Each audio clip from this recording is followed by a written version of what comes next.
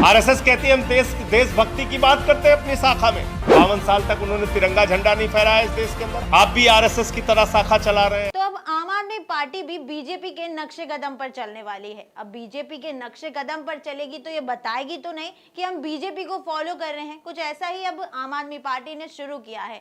हाल ही में शुक्रवार को आम आदमी पार्टी ने एक शाखा शुरू की है जिसका नाम तिरंगा रखा है। अब इसमें क्या है वो खुद आम आदमी पार्टी के नेता संजय सिंह आपको बता देंगे। 1 जुलाई से पूरे उत्तर प्रदेश में तिरंगा शाखा की शुरुआत की जाएगी और 6 महीने के अंदर 10,000 शाखाओं का निर्माण हम करेंगे। भारत का तिरंगा हर एक भारतीय की आन बान और शान की पहचान है। भारत का तिरंगा हम सब के लिए गर्व और गौरव का प्रतीक है। इसलिए जितनी भी तिरंगा शाखाएं उत्तर प्रदेश में होंगी, शाखा की शुरुआत में हम सारे लोग तिरंगा सामने लगाकर जितने भी सदस्य उस शाखा में मौजूद होंगे, तिरंगे को प्रणाम करके अपने शाखा की शुरुआत करें। तो जैसा कि संजय सिंह ने बता दिया है कि आखिर इस शाखा में क्या क्या रखा गया है। अब इस शाखा में इन्होंने भीमराव अंबेडकर को शायद समर्पित की है, काफी कुछ उनके लिए है। उन्होंने इसके लेकर भी क्या क्या चलेगा इस शाखा में वो भी बताया है। जो होने वाली तिरंगा शाखा है उत्तर प्रदेश के अंदर,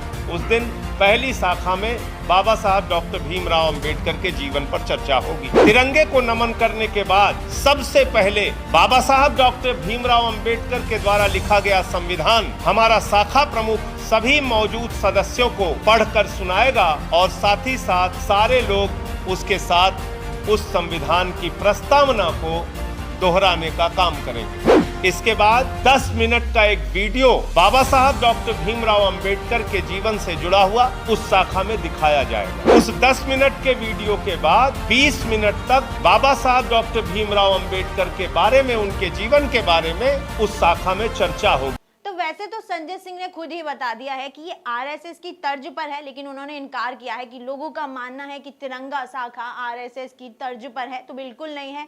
लोगों ने मुझसे कई बार सवाल पूछा, आप भी आरएसएस की तरह शाखा चला रहे हैं, आप भी आरएसएस की तरह शाखा चला रहे हैं। आरएसएस की शाखा में और हमारी शाखा में अंतर क्या है? हमारी शाखा में जाति धर्म का कोई भेद नहीं होगा, हमारी शाखा में कोई लिंग भेद भी नहीं होगा, महिला पुरुष का कोई भेद नहीं होगा। हमारी माताएं बहनें भी शाखा की सदस्य बन सकती है, जिसकी छूट आरएसएस की शाखा में नहीं है। आरएसएस कहती है हम देशभक्ति की बात करते हैं अपनी शाखा में। देशभक्ति का, राष्ट्रवाद का सबसे बड़ा प्रतीक है हमारा तिरंगा। उस तिरंगे को आगे हम लगाकर देशभक्ति और राष्ट्रभक्ति और देश के महापुरुषों के विषय में चर्चा करेंगे। आरएसएस की शाखा में कोई तिरंगे का तो इस्तेमाल नहीं होता। 52 साल तक उन्होंने तिरंगा झंडा नहीं फहराया इस देश के अंदर। जब हम कहते हैं इसमें जाति का भेद नहीं होगा, तो साथ ही साथ ये भी प्रश्न उठता है कि 94 वर्षों में आरएसएस का कोई प्रमुख आज तक दलित और पिछड़ा नहीं बना। आरएसएस की शाखा से इस शाखा को मत जोड़िए, ये सही मायनों में सच्चे देशभक्तों की शाखा है।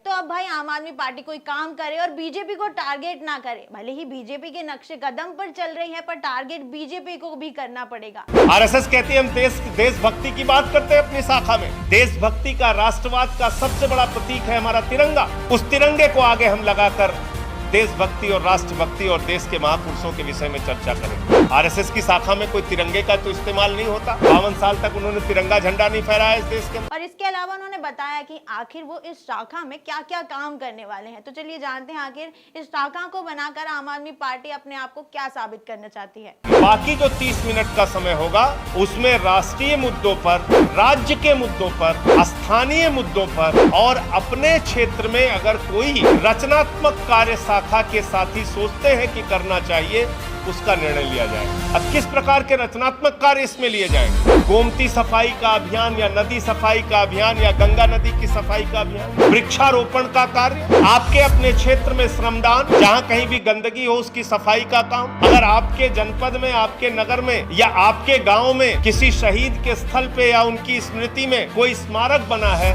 तो उसके देख रेख, उसके रखरखाव, उसकी सफाई का अभियान।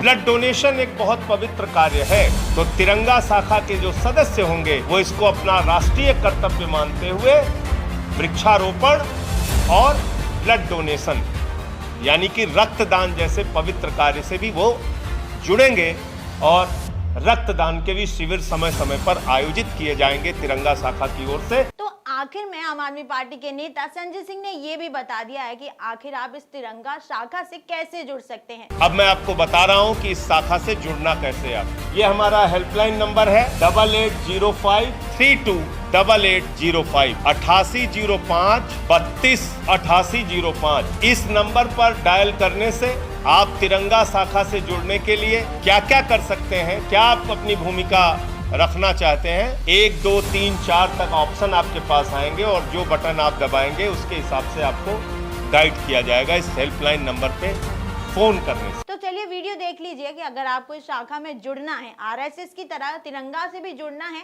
तो वीडियो में जान लीजिएगा आखिर आपको करना क्या है।